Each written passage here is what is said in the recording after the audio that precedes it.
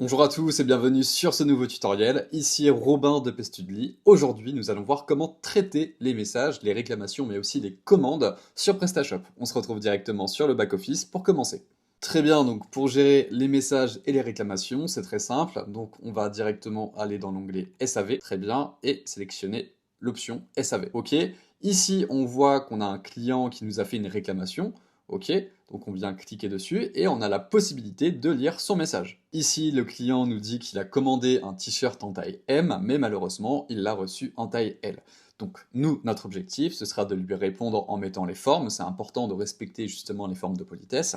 Donc moi, j'ai déjà rédigé un message avec du coup la réponse directement au client.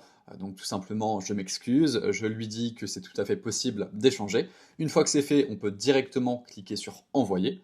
Et on a bien répondu au client qui a reçu le mauvais t-shirt. Donc n'oubliez pas, c'est bien dans l'onglet SAV qu'on gère les demandes, les réclamations clients.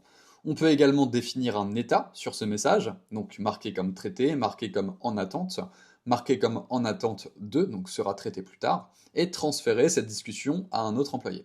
Donc ici, c'est important de sélectionner la bonne option en fonction du contexte qu'on vous donnera.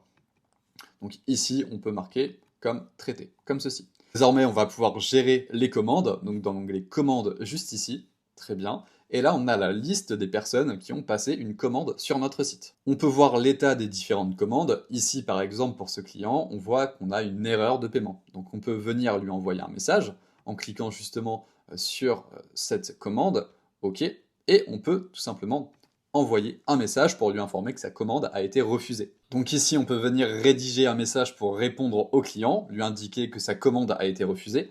Donc là, j'ai déjà rédigé un message, très bien, et on peut tout simplement envoyer le message, comme ceci.